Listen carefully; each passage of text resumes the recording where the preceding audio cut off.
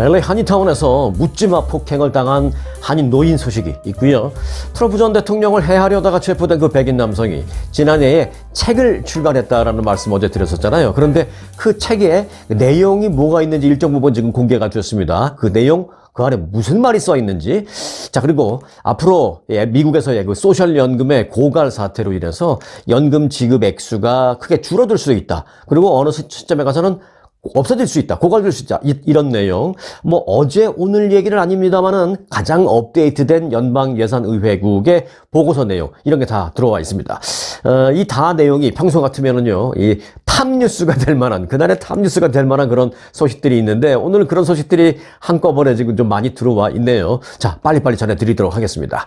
먼저 LA 소식입니다. 참으로 안타깝고 화가 나는 그런 소식인데, LA 한인타운 윌셔길, 가장 번화가라고 이제 제가 몇 번 말씀드렸잖아요. LA 한인타운의 그 윌셔 블루바드라는 길 한복판에서 70대 한인이 난폭 운전에 항의를 하다가 폭행을 당해서 중상을 입은 사건이 발생했습니다.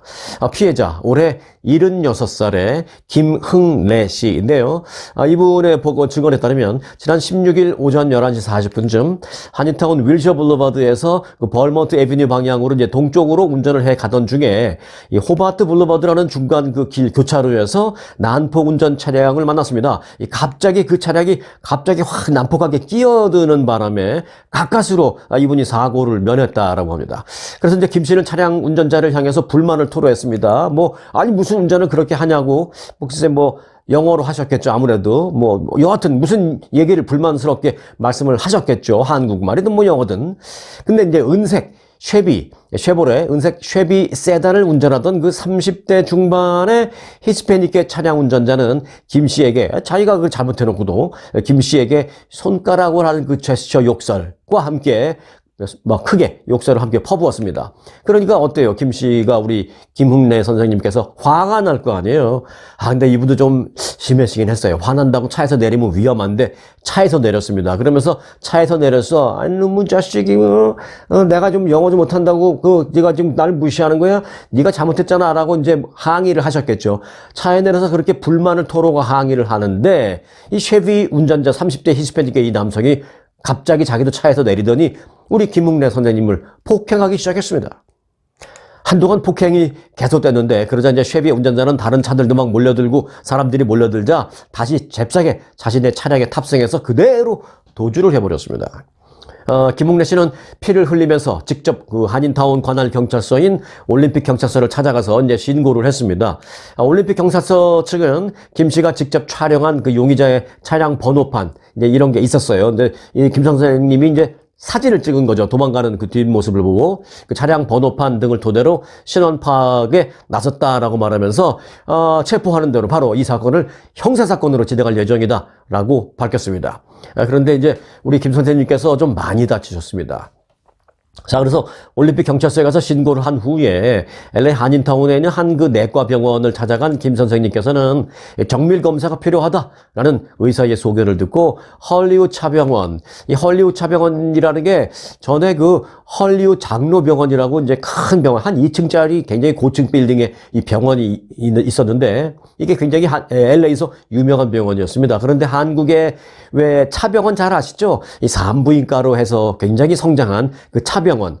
그 차병원이 LA에 와서 그 헐리우드 장로병원이라는 대형 미국 병원을 샀어요. 그래서 이 병원의 이름을 헐리우드 차병원 이렇게 바꿨습니다. 부연 설명이 길었는데, 여하튼 그 병원에 가서 응급실로 이송을 돼서 치료를 급히 받았습니다. 일단 현재 그 김 선생님의 상태는 이렇습니다. 반복적인 강한 폭행, 그러니까 자꾸 폭행을 가한 그것으로 인해서 뇌혈관에 문제가 생겼을 가능성이 있다라면서 의사는 안면부의 그 상처도 심하고, 그래서 이제 안면부 봉합수술, 꿰매는 거죠. 꿰매는 것도 했고, 그리고 뇌 정밀 검사도 받아야 한다라고 지금 권고하고 있는 그런 상황입니다. 상당히 심각하게 폭행을 당하신 거죠. 자, 올림픽 경찰서가 조속히 이 사건을 해결해 주기 바라겠습니다. 일단 체포하는 데는 어려움 없을 겁니다. 일단 차량 번호를 찍었기 때문에. 한 가지 제가 걱정되는 것은 히스패닉계 중에 상당수가 자기 차가 아닌 남의 차를 훔쳤다거나 아니면 그 라이센스 플레이트를 다른 걸 갖다 끼고 다닌다든지, 이런 친구들이 이 타운에 꽤 있어서 만일 그렇다면 이 운전자를 찾기가 쉽지가 않은데 여하튼 LA 경찰서에서 조속히 움직여서 이 가해자를 좀 빨리 찾아주기를 바라겠습니다. 만일 찾으면 어떤 놈인지가 바로 여러분들에게 알려드리도록 하겠습니다. 참 그래서 우리가 운전할 때 이런 좀 억울한 상황, 놀라는 상황 뭐 이런 걸 당하더라도 참 불만제기, 뭐 항의 이런 것도 화가 나더라도 좀 참아야 하겠다라는 생각을 다시 한번 하게 됩니다. 여러분도 꼭 참고해 주시고요.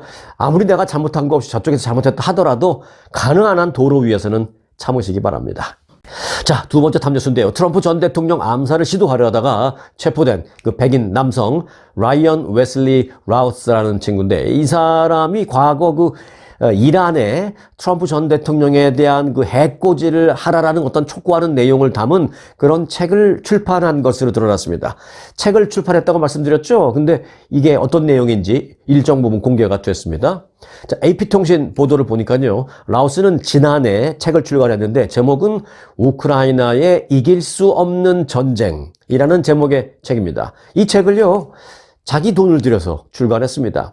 약 한 300페이지 가깝게, 정확하게는 291페이지짜리 분량의 이 책에서 그는 트럼프 전 대통령이 과거 그 오바마 행정부 시절에 이란과 맺었던 그 핵 협상을 트럼프 전 대통령이 폐기했는데, 이 부분에 대해서 나는 상당히 분노한다라고 말하면서 트럼프에게는 분노하고 이란에게는 내가 대신 사과한다, 뭐 이런 내용을 적었습니다. 뭐 어떤 마음인지 심정인지는 알 수 있고, 뭐 나라 사람들이 하는 일에 대해서 불만을 가질 수도 있지만, 그렇다고 해서 뭐 이란에게 뭐 자기가 대신 사과할 필요는 있었을까라는 참 좀 답답한 마음이 들긴 하는데요. 일단 이 책 내용에 그런 게 있습니다.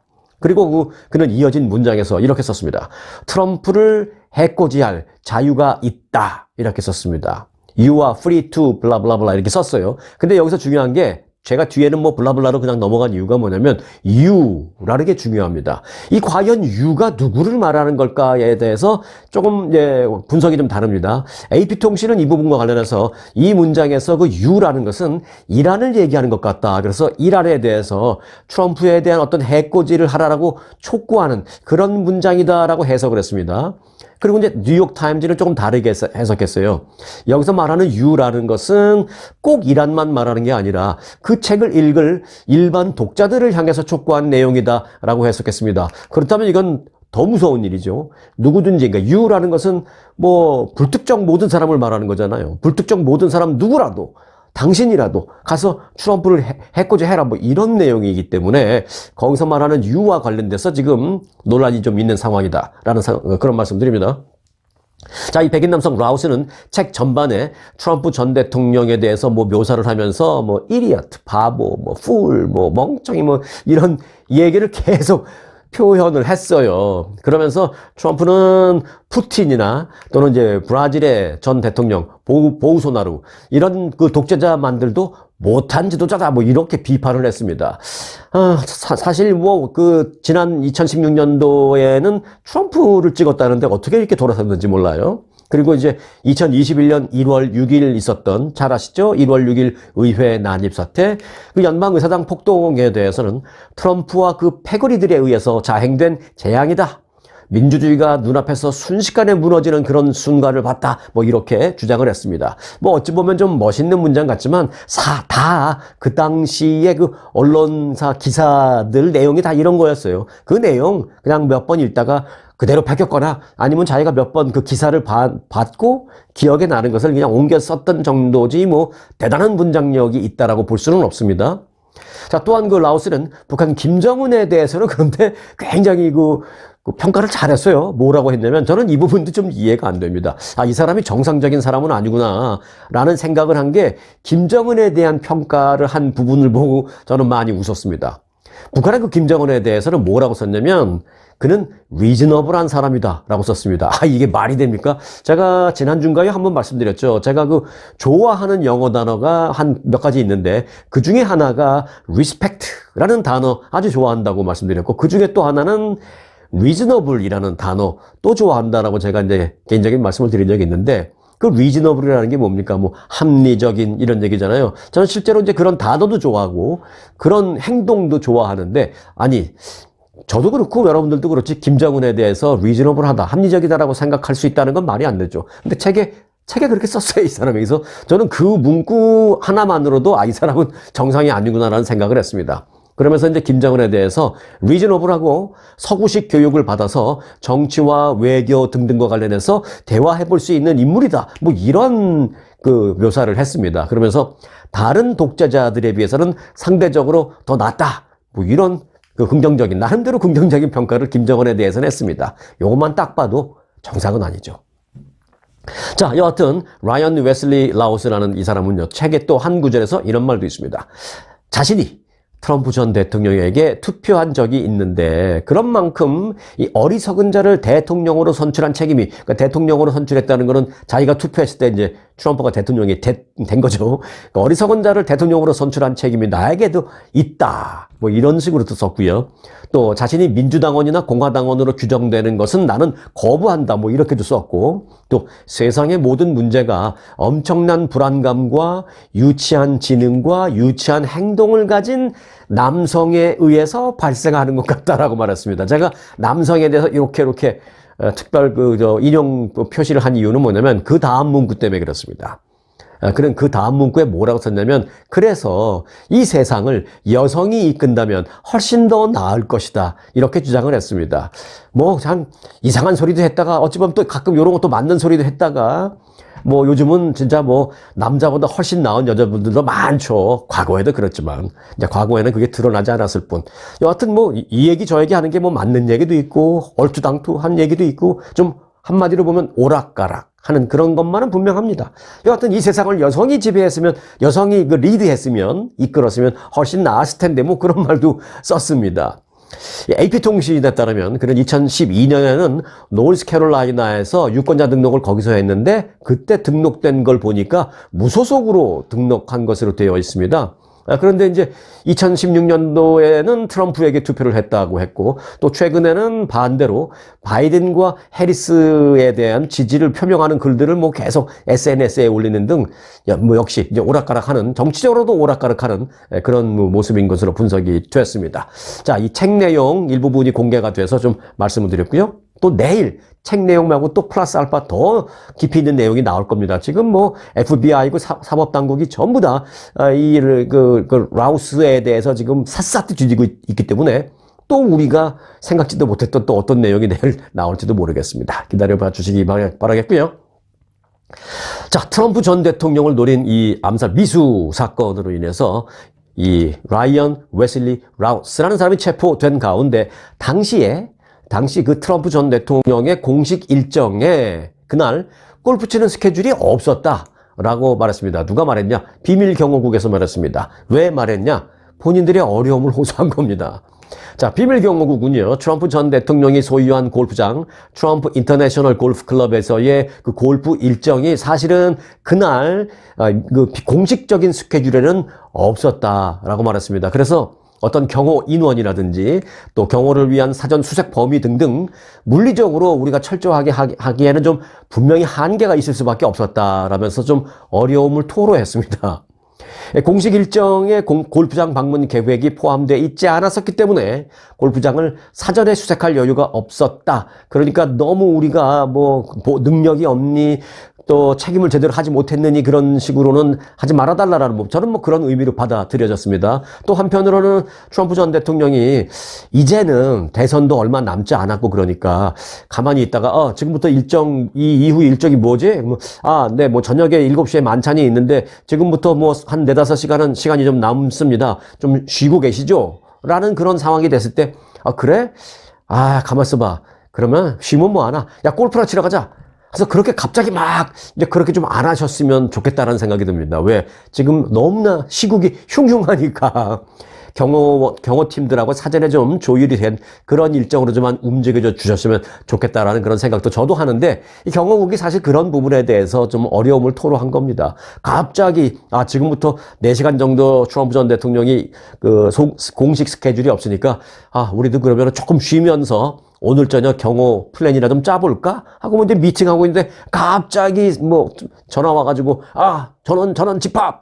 트럼프가 지금 골프장 간답니다. 빨리 집합! 골프장으로 먼저 출동해서 이러면 이제 힘들어진다라는 얘기를 그렇게 비밀경호국 국장이 어제 직접 그런 어려움을 호소했습니다. 자, 이와 관련해서 그 비밀경호국장은 점점 더 어려워지는 그 경호 환경에 대처하기 위해서 이제 비밀경호국의 인력이라든지 또 초과 근무를 할 때의 대우라든지 어떤 시설이나 장비 이런 부분에 대한 지원을 좀 더 많이 해줘야 하고 그런 것을 위해서 의회가 좀 나서주기를 원한다라고 강조했습니다. 자, 그러자 바이든 대통령도 비밀경호국에 더 많은 지원이 필요하다. 나도 공감한다. 라고 말을 했고요. 그리고 이제 실제로 어제부터 움직이고 있습니다. 상원과 하원의 이 세출위원회. 그러니까 이제 뭐 예산 집행을 더 해주려면 어떻게 해요? 그 의회의 예산 관련 위원회가 이제 움직여야 될 거 아니에요? 그래서 상원하고 하원의 세출위원회가 그 비밀경호국의 요청을 현재 우리가 어느 정도 더 뭘 해줄 수 있는 것이 있는지 보자 좀 들여다보자 하고 그 비밀경호국의 요청 검토하고 있는 것으로 알려졌습니다.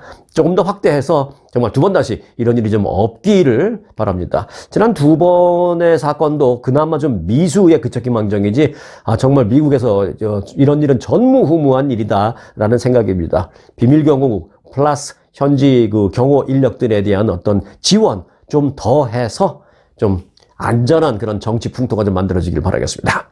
자, 그런데 이제 그게 모두 다 돈이잖아요. 예산. 경호국의 예산도 늘리면 뭐 더 잘할 수가 있겠지만 모든 게 그렇듯이 나라 일 모든 하는 것을 마음대로 예산을 늘리기가 좀 쉽지 않잖아요. 또 예산을 늘리려면 다른 데를 줄이거나 아니면은 세금을 더 얻거나 막 이래야 되는데 자, 이 예산, 돈 얘기를 좀 하나 더 해드릴 게 좀 중요한 게 남아 있습니다. 미국의 사회보장연금 SSA 이거는 이제 나중에 65세 넘어서 기초연금 같은 거 받는 거 내가 이제 저소득층이기 때문에 얼마 받는 거 1,000불인가요? 얼마 받는 거 그거 말고 내가 평소에 젊었을 때 일을 해서 세금을 낸 그것에 의해서 받는 정식 내가 일한 대가로 받는 그 연금 그건 이제 기초연금이 아니죠. 사회보장연금이죠. 그건 SSA입니다. 자, 미국의 사회보장연금 관련 소식인데요. 우리가 늘 우려하던 그런 사안이기는 합니다만은 미국의 사회보장연금을 이대로 두면 지금부터 약 9년 후인 오는 2033년에 은퇴하는 그런 부부의 경우에 소셜연금이 지금보다 $16,000 넘게 깎일 수 있다는 보고서가 나왔습니다. 그러니까 뭐 2033년이라니까 뭐 아직도 멀었네라고 생각하시는 젊은 분들도 있을 수 있고 아니면은 뭐 나는 뭐 이미 은퇴했으니까 상관없겠네라고 생각하시는 분들도 계시겠지만 그때까지 꼭 가기 전에 그 전 단계라도 얼마든지 줄을 수 있다라는 얘기입니다, 이게.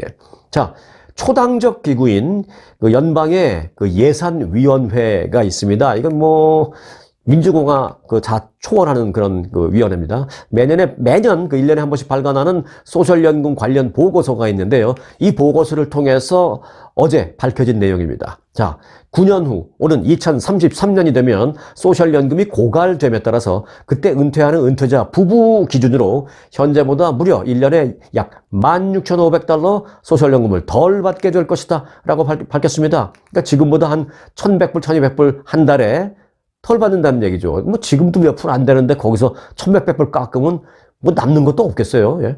자, 연방예산위원회는 소셜연금이 바닥을 보이는 2033년에 모든 은퇴자의 그 소셜연금이 지금보다 평균 21% 감소할 것이다 라고 전망했습니다. 예를 들어서 지금 뭐 3,000불 받는 분들은 600불 이상 감소된다든지 뭐 이런 거죠. 수입이 많지 않아서 최소 금액만 받는 그런 은퇴자의 경우에도 부부는 $10,000 넘게 그리고 개인은 $7,000 넘게 지금보다 줄어들 것이다 라는 것입니다. 예산위원회는 최근에 그 대선 후보들이 앞다투어 발표하는 감세안이 소셜연금의 고갈을 더욱 가속화시킬 수 있다라고까지 지적을 했습니다. 카멀라 해리스 부통령과 도널드 트럼프 전 대통령이 모두 소셜연금을 지켜내겠다라고 말은 하고 있지만 실질적으로 연금의 고갈을 막을 수 있는 방법에 대해서는 그 두 사람 모두 전혀 어떤 구체적인 대응책을 말한 적이 없다. 구체적인 대안 제시 없이 그냥 연금을 내가 지키겠습니다라는 말만 하고 또 저쪽 가서는 세금을 깎아주겠습니다라는 말만 하고 있다라는 것입니다. 그러니까 예산을 집행하는 그 사람들 입장에서 보면 뭐 민주공화 양당 제시한 두 후보 모두 답답한 거죠, 이제. 연금은 지키겠다고 하면서 세금을 깎아주겠다? 아니, 그게 말이 됩니까? 하면서 속만 끙끙 앓고 있는 겁니다. 자, 말씀드린 대로 이런 분석을 한 그 연방예산위원회는 민주, 공화, 어느 당과도 관계없는 초당적인 연방기구이기 때문에 객관적으로 지적을 할 수 있는 그런 것입니다. 연방예산위원회는 특히 이제 트럼프 전 대통령에 대한 얘기를 조금 더 부연해서 좀 더 많이 했는데 뭐라 그러냐면 트럼프가 제시한 그 소셜연금에 대한 면세 공약, 이것은 연금을 더 빨리 소진시키고 고갈 상황을 훨씬 더 악화시킬 수 있는 것이다 라면서 조금 더 강도 높게 비판했습니다. 자, 이와 관련해서 미국의 그 보험인협회, 이 보험인협회라는 게 뭐 보험과 관련된 게 이런 연금 뭐 이런 것도 다 계산할 수 있는 협회잖아요. 그래서 미국의 보험인협회는 이 문제와 관련해서 이렇게 말했습니다. 연금을 줄이지 않고 고갈을 피할 수 있는 유일한 해결 방법은 증세뿐이다 라고 평가했습니다. 유일한 해결 방법은 증세뿐인데 정치인들은 감세를 하고 연금 지키겠다라는 얘기만 하고 있다라는 그런 얘기죠. 자, 보험협회 측은 예를 들어서 사회보장세금을 25% 올린다면 연금이 줄어들지 않을 수 있다라고 강조했습니다. 계산해 보니까. 다만 현실적으로는 그 25% 증세라는 것은 상당히 어려운 일이기 때문에 세금은 적정 수준에서 조금만 더 걷는 수준으로 좀 gradually 좀 그렇게 올리고 혜택 역시 적정 수준에서 gradually 축소해야 그나마 연금 고갈 사태를 막아낼 수 있을 것이다 라고 덧붙였습니다. 그리고 최근에는 연방예산위원회가 아닌 다른 정부 기관도 소셜연금이 10년 안에 고갈될 것이다라는 그런 전망을 내놓은 것도 많이 있습니다. 그래서 이게 정말 심각하구나 라는 것을 우리가 알 수 있습니다. 실제로 Social Security Administration, 줄여서 SSA, 즉 사회보장국은 그 연례 보고서를 통해서 소셜연금 기금이 2035년부터 고갈될 것이다 라는 전망을 내놓기도 했습니다. 그러니까 뭐 1, 2년, 지금 말씀드린 SSA는 35년도, 2035년도쯤에 고갈될 것 같다 뭐 이렇게 얘기했지만 연방의회 예산국은 33년쯤 되면은 뭐 고갈까지는 아니어도 대폭 혜택이 줄어들 수 있다. 뭐 이런 좀 표현은 다르지만 얼추 비슷한 얘기입니다. 그래서 이제 뭐 1, 2년 정도 차이는 있을 수 있지만 그 발표하는 기관에 따라서 비슷한 전망들을 다들 하고 있는 것입니다. 자, 그런데 더 문제는 여기에 그 메디케어 기금도 2036년부터 바닥날 전망이다라는 점입니다. 은퇴 전문가인 버트 윌리엄스는 문제를 해결하기까지 이제 10년 정도밖에 시간이 남지 않았다 라면서 역사적인 사례를 우리가 봐야 한다라고 목소리를 높였습니다. 자, 그가 말한 역사적인 사례라는 것은 무엇일까요? 자, 예를 들어서 지난 1980년대 초반에 레이건 행정부 때에도 이 소셜연금이 앞으로 고갈될 것이다. 앞으로 뭐 한 20, 30년 되면 고갈될 것이다. 그러니까 1980년대 초부터 해서 뭐 30년이라 봐야 이미 2010년 이미 다 지난 시절이잖아요. 근데 그때부터 한 30년 되면 고갈될 것이다라는 얘기가 그 우려가 컸었다라는 거죠. 그런데 그대로라면 2010년에 고갈됐어야 되는데 일단 뭐 10년 전에 고갈된 건 아니죠. 그런데 당시 그 레이건 전 대통령은 그런 우려가 커짐에 따라서 본인은 이제 공화당 소속이었는데 공화 민주당을 다 초월해서 이 초당적인 대책위원회를 구성해서 다양한 방법으로 이에 대한 해결책을 마련했습니다. 그래서 위기를 넘겨서 그래서 덕분에 아직까지 고갈되지 않고 부족하나마 계속 유지하고 있다라는 그런 얘기를 역사적인 사례도 봐야 된다라는 그런 얘기를 한 것입니다.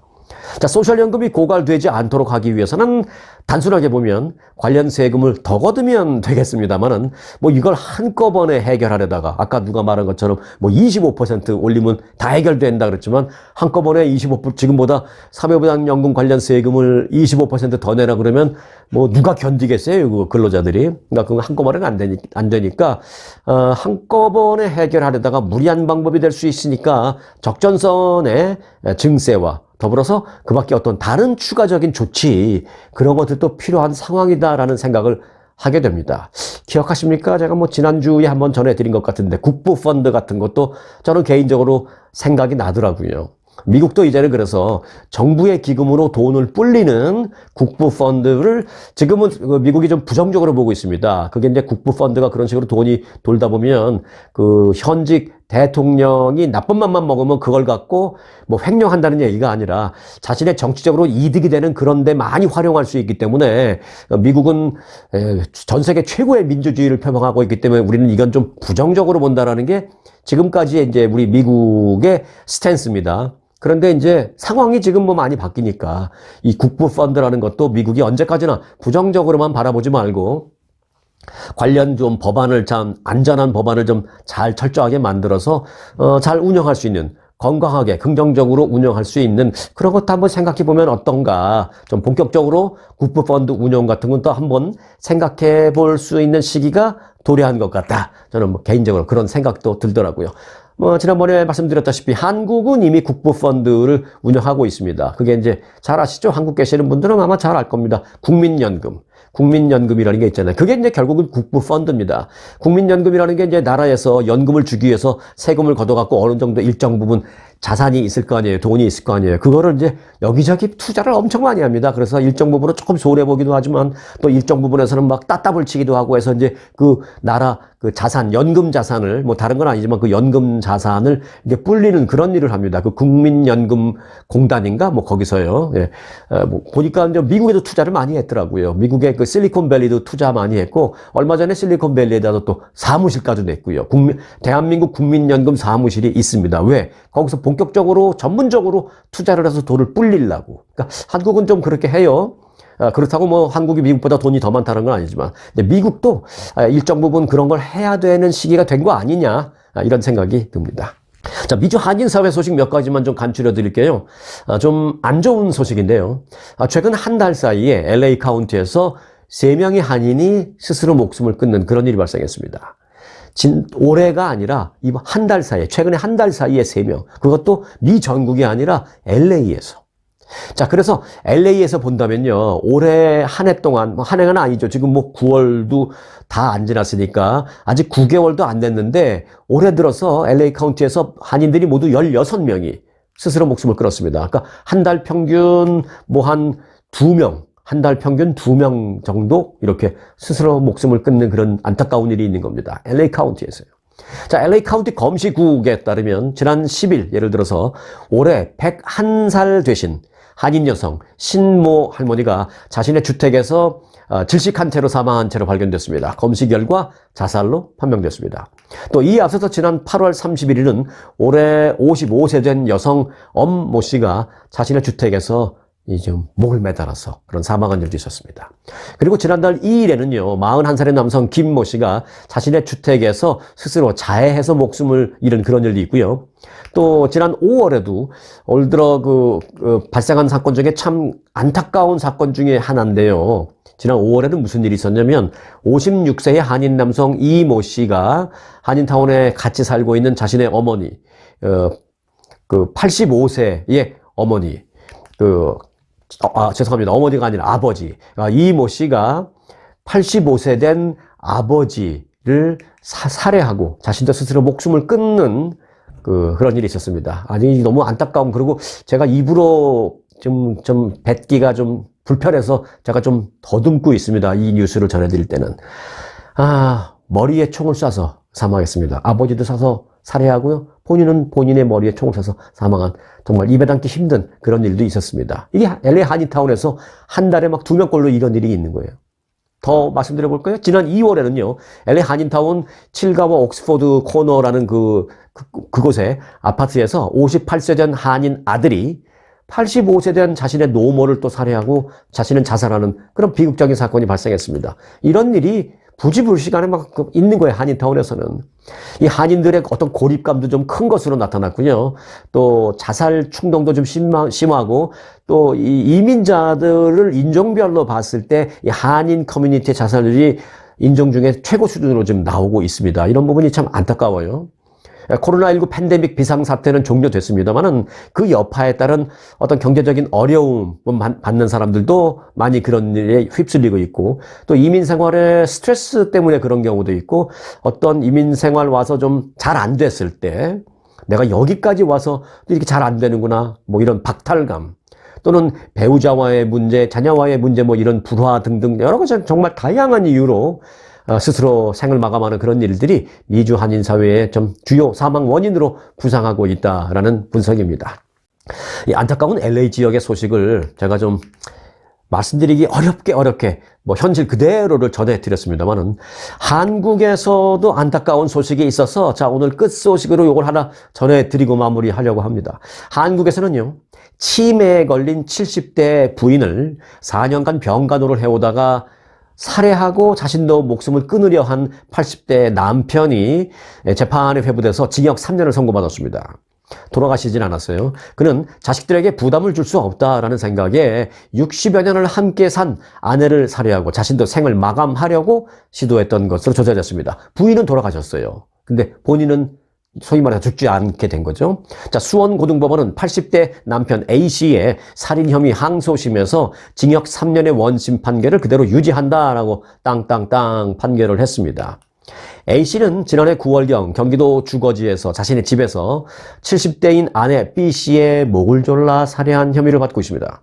검찰은 A씨가 2020년에 치매 진단을 받은 부인 B씨를 쭉 돌보면서 지내오던 중에 2022년 3월 이 B씨의 상태가 급격히 더 악화되면서 그 병간호로 인한 고통이 심했다고 합니다. 심리적 그리고 육체적 부담이 가중되었는데 그럼에도 불구하고 자녀들로부터 적절한 도움을 받지 못하고 자, 자기도 이제 80대가 됐는데 자기도 정말 내 몸 하나 간수하기도 어려운데 그 치매든 70대 부인을 도우려니 얼마나 힘들겠어요. 그래서 홀로 감당하기가 어려운 상황에 이르게 되자 결국은 그런 선택을 한 겁니다. 수사 결과 A씨는 장기간 부인에 대한 그 치매 병 간호로 인한 극도의 스트레스와 또 부인으로 인해서 자식들에게 어찌 보면 부담을 줄 수도 있다라는 생각. 예를 들어서 자기가 80세가 넘었고 부인은 70세인데 보통 남자들이 좀 더 평균 수명이 짧잖아요.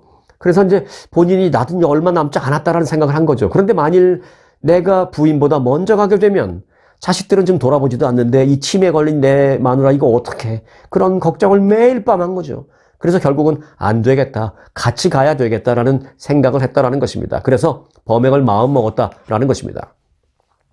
그는 애초에 이 부인에게 독성이 있는 약을 먹게 했습니다. 하지만 그 약을 먹고도 뭘 이제 잘못 줬는지 아내가 별다른 그 이상 증세를 보이지 않자 결국은 부인의 목을 졸라 살해한 것으로 파악됐습니다. 그리고 곧바로 남편 A씨는 이제 자기도 같이 가려고 그 약을 자기도 먹었던 것으로 조사되었습니다. 그런데 이제 그게 뭐 엉뚱한 약이었는지 부인도 그거 먹고 별 이상 증세가 없었는데 본인도 아니 나도 같이 가야 되겠다 하고 그거 먹었는데 아무런 별 반응이 없었던 거죠. 그래서 부인만 돌아가시게 만들고 본인은 살아남은 거죠. 자, 그래서 이 부분과 관련해서 재판정은 마음이 아프지만 그럼에도 부인을 살해한 그 행각 자체는 부인할 수 없는 그런 팩트이기 때문에 마음은 아프지만 실형을 내리지는 않을 수 없다라고 해서 3년의 징역형을 선고했다라는 그런 안타까운 소식을 전해드렸습니다. 우울한 뉴스를 들으면 덩달아 우울해질 수도 있다고 합니다. 뭐 실제로 그렇겠죠. 왜 안 그렇겠어요? 하지만 그 우울한 뉴스는 여기까지. 여러분들 그렇지 않으시기를 바라겠고요. 자, 오늘도 지금 여러분들 그 자리에서 즐겁게 일하시고 또 오늘 하루를 충분히 즐기는 그런 우리 스토리뉴스 구독자분들 되시기 바라겠습니다. 오늘 영상 마칩니다. 대통령상 수상에 빛나는 초특급 아주 투어 모국 관광. 아주 모국 관광의 인기 비결은 전 일정 5성급 호텔의 럭셔리 숙박. 아주만의 27인승 VVIP 버스. 엄선된 맛집들이 선사하는 최고의 식사. 고객들의 표정이 증명하는 아주 단독 모국 관광은 그 누구도 따라할 수 없는 최고 인기 관광입니다. 건강검진도 모국 관광과 함께 하시면 훨씬 더 편리합니다. 모국 관광도 역시 아주 좋은 아주 투어.